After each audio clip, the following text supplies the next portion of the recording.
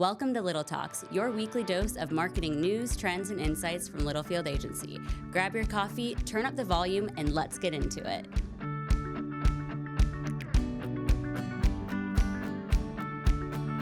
You know, it's really good as we talk through, the music plays in our ears for our listeners that are tuning in right now. And Roop and I are always just kind of chatting because we hear the music all the time. But what I love about it is in post, Claude always kind of edits that out. So I'm so glad no one just heard about your Garth Brooks continued trivia 2 weeks later. If anyone wants any, hit me up on LinkedIn. No I got one it. hit us up about that. No way. By the way, he's not on Spotify. I looked. And He has- there Really? you go. So it's a fake account. It's real, but there's 2 songs that are like on a compilation deal. You can't get the classics. Okay. Well, thank you. We were very stressed about that. I So was thank you. super stressed out. On that note, welcome back to another edition of Little Talks with Littlefield Agency. I'm Sam Littlefield, and with me is my co-host and freshly off vacation, Roop. How you doing, buddy? Good. You were missed. Thanks. You guys did a good job last week. It was fun to watch. Yeah, no, shout out Ben Bring. Great job, buddy. Really nice episode. Claude, thank you for all your help and heavy lifting there. That was a great episode. It was a wonderful episode, very engaging. David Littlefield texted me. I was like, hey, really? That guy's really smart. And I was like, I texted Ben. I go, Ben, I didn't even know my father listened to the podcast except when it's like featuring himself. He texted me in Boulder and asked how he can get notified when everyone goes out. And I was like, oh, I think Sam killed you off of that. No, we got him straight. Yeah, we'll get them all straight. So you were in Boulder, Colorado. Mm-hmm. Give us a quick snapshot. Outside Boulder is a mountain called Gold Hill. Okay.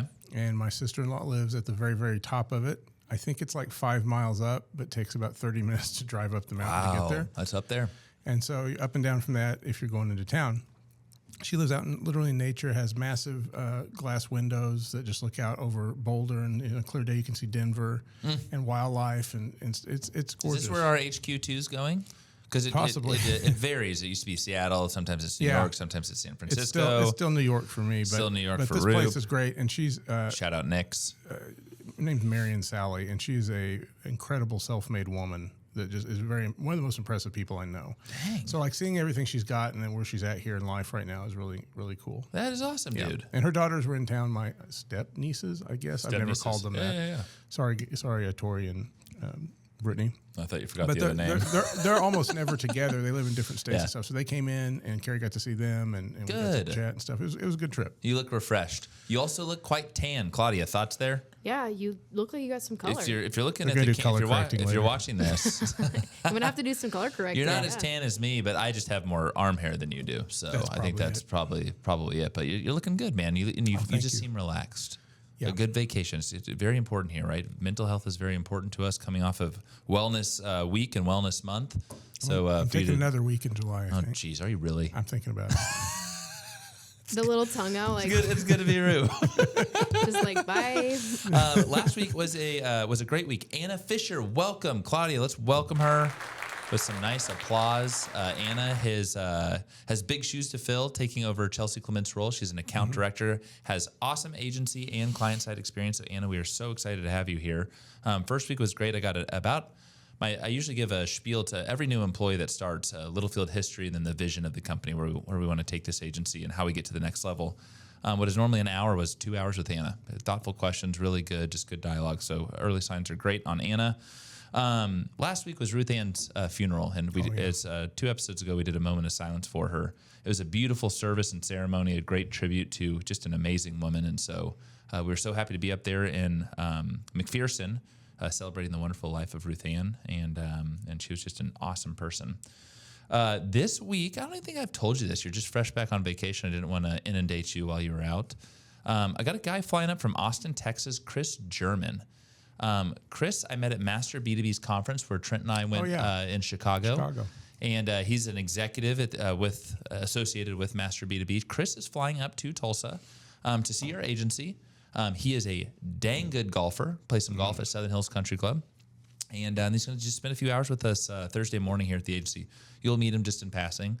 But really, Chris, if you're listening to this, we're really excited to host you here in Tulsa. Quick nonstop flight from Austin, Texas, and a great couple of days with Chris. So with that, those are announcements. Anything else? Did I miss anything? I think we have a very, very special guest next week. I was going to get into that. We'll talk that. And you know what a great we love a good tease. And so now you got to stay with us to the end of the podcast. Do not click to the 19-minute mark. This is a good episode, and we got a big guest who's really, really impressive. So let's get into the topic, Claudia. Roop, if AI creates everything, what in the world is left for brands and for marketers? Nothing. Wrap it up. End the podcast. And with that, our special guest is, no, just kidding. This is a really good, it's what I love about the fluidity of our podcast topics. I was talking to Roop this morning about something that we're potentially doing. I'm not going to get into details because it is very secretive, but it had to do with AI. And he goes, you know what? That's a good point. Let's shift our topic. And literally a couple of hours ago, you went and shifted the topic. I wrote this yesterday. And you, so you were just being a forward thinker. That's what you hired me for. So you didn't shift today. No, this was just so it was just timely coincidental topic. Okay, well, you know what? I'll take. You're fresh off vacation. I'll take it. But Roop, walk us through. So, as we talk to prospective clients, as we talk to current clients, as we talk to random people on the mountaintop, Roop was just telling me a story, and it's always fascinating talking about AI with non-marketers. Yeah. There was a statistic that we shared months ago, and marketers are 3 to 5 years ahead of AI, and I don't know where that statistic is, but it's our job, right? We have to be on the forefront of this, and a lot of people think of AI in the sense of just everything that you hear on CBS Evening News, whatever news outlet that you're watching. But we're in it every day. And so we do have people that are like, okay, like what does my life look like in the months and the years to come? And what we were talking about a year ago is so not even relevant anymore. And to be completely honest, before we get into this topic, I guess we are in the topic, I was super scared of this a couple of years ago as we were exploring this, and just the fear factors that set in. I was like, oh my gosh, right? I have quite the opposite feeling now. I'm very bullish on it, is what I was just telling you. It's exciting, it's thrilling, it changes, but that's just the world that we live in. And so we want to talk to you as marketers, like in the back of your head, are you like, man, 2 years ago, I was doing this, but what am I going to do? And do I still have a job? Yes, you still have a job. Is your department maybe a little smaller? Potentially. We'll see. Are you using more agency partners like us? Maybe. But we're going to talk through that today. So, Roop, please. So, yeah, if AI creates everything, what's left for brands? And I think AI, first out of the gate, we need to talk about kind of falls into two camps. There's AI that you use for maybe coding or running databases or managing large chunks of data, things like Chris and I do here. And then there's AI for content, which is a little bit more controversial sometimes. You've heard the term, we've talked about AI slop. Yep. Somebody makes a talked about that a lot lately. Junky video, and people are like, it's AI, I hate it. Remember that hate part. That's going to come up again here in a minute. But content. So, like, if you're using AI to generate blog articles or podcast scripts or whatever you're using, write your emails, things like that, you're using AI to do writing to replace you. But there's something that people kind of have a feeling about AI that you can't really replace, and it will actually help you stand out some now and definitely in the future as this becomes more and more prevalent. And that's trust. People don't trust AI when they recognize it's AI. Yeah. And they really don't trust it even when they don't, they find out later. They don't like to be fooled. We've talked about this.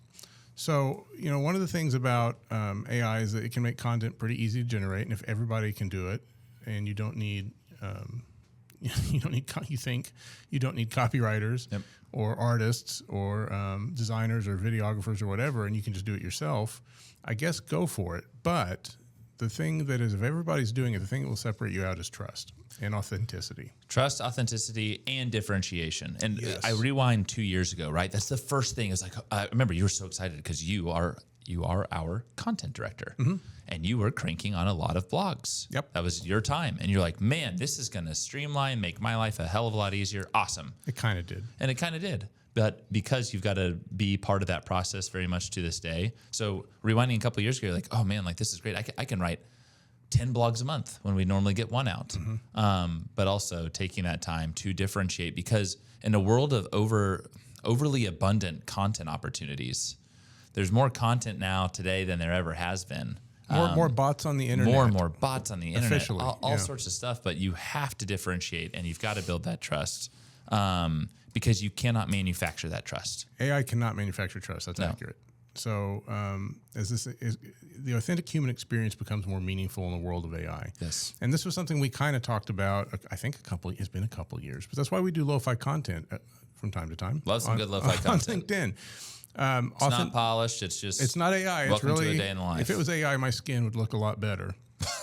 But you're looking pretty tan there, my friend. I don't want to hear it. But that we thought I think we had a blog article that I wrote. I did write that one about AI. The antidote to AI being authenticity and being lo-fi and being authentic. Things that people can definitely tell it's a person because it's got making mistakes and has warts and all those sorts of things. So that's if what's left for brands is authenticity in a sea of AI, it doesn't mean not to use AI. You're definitely, I would imagine, on your data side of things, have some really useful. Absolutely, it can be very useful from a technical standpoint. 1,000%. Yeah, and from a content side, it can give you the feeling that you're generating content. But is that content doing what you want it to do? Is it performing in the way you want it to? So when we're doing content here, it's for a purpose. It's usually so we can show up in SEO or we can show up on AI and search results. AEO, GEO, yep, for sure. So we can get people to engage with it on social channels or through emails. Like there's a purpose to it or a call to action that happens beyond the generation of the content. If AI can get you all the way to those end business goals, then great. But I would like to see the prompts you're using and how you're managing it, because generally our experience is AI is a good starting point, but it doesn't understand the brand enough. It doesn't understand the nuances. It doesn't understand what it means to feel or be human or have taste or style. Yeah. And those are things that we still curate and do ourselves. Absolutely. And we've gone over this a million times. Creating content for the sake of creating content, right? Not a good metric.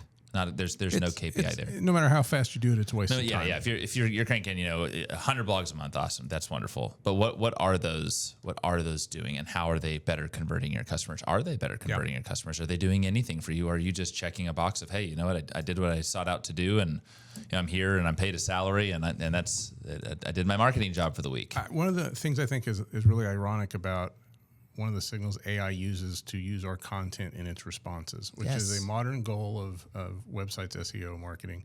You want your brand to show up in responses on ChatGPT or Claude or Gemini or whatever Perplexity you use.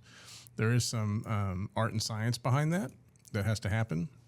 And one of the things I think is really ironic about it, though, is you're trying to show up in AI, but the best way to show up in AI is authenticity. Yes. Like when you're writing on your brand or your product or service, from a not using ChatGPT to do it, from a real authentic professional perspective, that will outperform anything that ChatGPT can generate every time. So like in some, you're trying to feed AI your own authenticity. Is that kind of weird how that works? Yeah. Well, and it's perfect segue. Talk to me about perspective and points of views. Very, very important. Yeah. So like we're professionals. And I'm not saying is Roop or Sam or Claude. I'm saying brands. You as a B2B brand, no matter what brand you are, what perspective do you have on a matter, on a product, on a service? I think it's more important now than ever. Yeah, because again, the authenticity of what you're writing or talking about or generating is what AI loves. And if you think about it from this perspective, you want to be the voice and control of that subject. And you want to be the subject matter expert that provides the information that even ChatGPT uses. So if I'm going to talk about Apple, it's going to get most of its resources from Apple. If I talk about Google, it's going to go to the Google Dev blog and give me citations from there. It's because they're writing authentic, instruction-based, factual, in some cases opinions, but like it's very structured around what's real, not what's fake, which again is such an irony to me. Well, you have a great line in here. Your point of view may become more valuable than your publishing volume. It's a really good line, Roop. Yeah, that one's true. Did you write that? I did write that. I've read it a few times. I just read it in the book I'm reading. We'll talk about later. But yeah, if it's better for you to generate one authentic piece of content in a month than 40 just cranked out unread slot pieces. Which is so funny because just 10 years ago when I started, we were just trying to crank on content. Well, yeah. And we couldn't do it either. At the time, they would tell you... It's so funny how that's changed. 50% of your article, no more than 50% could be AI or AI would know. Yeah, they would know. They don't. I've run pure AI articles through those checkers. They don't catch it. I've run stuff that I wrote original, and they think it is AI. They don't know. That's because you're brilliant. Well, thank you. I would think like a robot. But Roop the robot. We're past that point of of, is it fake or is it real? The authenticity is going to be felt in your readers and the people that engage with the content. Yep.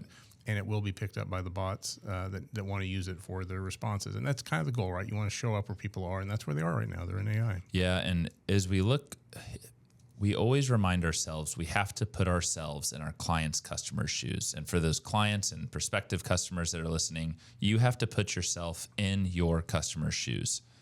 Our job is to understand and navigate the search landscape of how they're actually, with via buyer intent. Yeah. Looking for your product. That is why you hire us as a marketing agency. But buyers are looking for proof, not promises. Yeah, and they want to trust the brands that they're interacting with. And by the way, AI search is absolutely part of that, right? Because more and more, while people don't fully trust it, they are starting to lean into it as each day passes. But then we look at social channels. Mm-hmm. We look at LinkedIn pages like you and I talked about this morning. We look at lo-fi video. We look at TikTok. We look at Reddit. Yeah. All of these different, organic and also paid opportunities to get in front of your customers. That's building your credibility as a brand. And ultimately, what is their gut going to tell them of, hey, you know what? I see Randy on this machine and he's on TikTok and he might not even be associated with your brand, but he's using X equipment and he's like, God, this guy gets the job done and he's pumped and he's passionate about your brand. That's one example. That's a real person I can talk to. It could be a product manager from your actual company that's out there that he or she has their own brand voice, and that's awesome. It could be all the stuff that you're doing as a brand. Yeah. So again, it's this what used to just be reliant on brands has changed so much. Yeah, and it's painting a fuller picture of how good is your actual equipment or service, so that I am not hedging a bet and I feel good about this and I will go and purchase. Yeah, what's your position on it? Real fast, I have a real quick story I told you before we came on the mic. Oh, yeah. So one of the things I was doing in Boulder was hanging out with a bunch of therapists. Long story, and not for me. My sister-in-law's a therapist. Yeah. And her friends were a therapist. We were at a dinner party. And I was listening to some of them speak about how they really feel like AI is they're done. Therapists are done. No one's going to come in and book with them to meet with them in person. They can just ask AI what their problem is and get some responses and deal with that. I didn't have an answer for this. We're in a different line of it. But this one woman said, for her, in her experience, she has several she's lost several clients. She has several that also come in who have already talked to AI and want her to vet it out and talk about it. And that's a wild world to be in. It is. And she's like, so she had her answers for that. But like, oh, well, what do you think about what AI said? She answers that. But that right there in a nutshell is a customer or a client talking to AI, but still wanting human trust and validation. Absolutely. So they used it, sure. It's like WebMD back in the day. Yeah, they're not going to not use it. Damn. People are not going to not use it. But like that trust and authenticity part, it's not replacing that. People still seek that out. Well, and now that I said it out loud, seriously, I remember in college, I had like something would go wrong, and I'd look it up on WebMD and be like, "There's a chance it's a migraine. There's a chance you're dying." Okay, well, I'm gonna go talk to a human doctor and see what's going on. Yeah. That's very interesting. We need to catch up a lot more on this. Did you get some therapy? I don't want to talk about that. So I missed you, buddy. So here's the thing. I'm in a good mood today, right? You are in a great mood. You were missed. Expertise, real world experience. It all plays in. Your brand message is still important. From thinking about the marketing funnel, people just, as they were they were purchasing things differently in the early 2000s, and same with 2010, and then the pandemic happened, and here we are in 2026, and it's just an evolution. Yeah. And that's what we're here for as your agency. Is you have questions and you're thinking through things, you're doubting things, whatever it is, call us. Yeah, DM us. If you want to know how to we're a sounding board. If you want to know how to put some of this into practical application, totally, give us a call. Yes, absolutely. So on that note, as we wrap here, we do have big news. Roop, this is your big news to share. So please, who is our guest speaker next week? I thought you were going to ask what book I was reading. Well, segue into it. Okay, so I was gone. By the way, Roop is reading. I am reading. Proud of him. I'm almost done. In 2 days, I'm going to finish a whole book, 250 pages. Texted me on a pages. Sunday reading. I was like, wow. I did. Our old podcast friend, inbound friend, Jay Schwedelson. Has written a book. Proceeds go to the V Foundation. Jimmy V Foundation. Very admirable. Fighting cancer. Yep. It is an insanely entertaining and informative book. It's just like listening to him speak in person, which we've done several times. And anyhow, he's going to come on and we're going to talk to him about his book a little bit. Yes. And not just like what he wrote, but like I have like some very specific questions about chapters in this book. He covers everything from LinkedIn to AI to the name of his neighbor. The name of it, he doesn't want to know it. I'm with him. By the way, I know you are. there's only one thing he and I disagree with in this book, and I'll talk to him about it when he's here. Everything else is great. But yeah, we're going to have him on next week. Fun fact, we've had, how many years ago is it when we had Jay on our podcast? 2 years ago, we had Jay on our podcast. We've met him in person. You have met him in person a couple of times. So I've met him in Boston at Inbound. He's a fabulous person, a hell of a marketer, a wonderful speaker. I am slightly jealous. I have 5,200 followers on LinkedIn. Jay has 80,000. This man is a legend, and we could not be more excited. So we are recording with him later this week. It'll be live next week. Jay, we're coming for you, baby. We're bringing the heat, and we can't wait. And Roop, I know you're got I'm that, jazzed. that crazy I really fun am. feeling. Yeah. It is. It's good to see you reading too. By the way, I when will I insert give an image of him reading. I've got an image. Claude has an image. We're going to insert those images. When I ask Roop to read books for the betterment of our agency and the executive team, he'll just straight up be like, "Hey, I've read the Cliff Notes version." And then Jay Schwedelson reads, and I'm going to share this back with Jay. Jay Schwedelson publishes a book, and he's reading it 24/7, and that's a good thing. A, supporting cancer. B, Number one. fighting cancer. Fighting cancer. B, I don't really get the Cliff Notes. I get the audio version of the book and listen to it on 2 times speed. 2 times speed. Thank you for your honesty. Yeah. So with that, be very excited. We cannot wait to have Jay. It is good to have you back, brother. Claude, Thanks. it is always good to be with you, and thank you for all of your help. As always, to our listeners, thank you for putting up with us. Thank you for listening to us. We hope you find this insightful. We will see you next week with the one, the only, Jay Schwedelson. Back to you then. Adios. And that's a wrap. We hope you found a spark of inspiration for your marketing strategy. Don't forget to subscribe and follow us at Littlefield Agency to keep the conversation going. Catch you next time.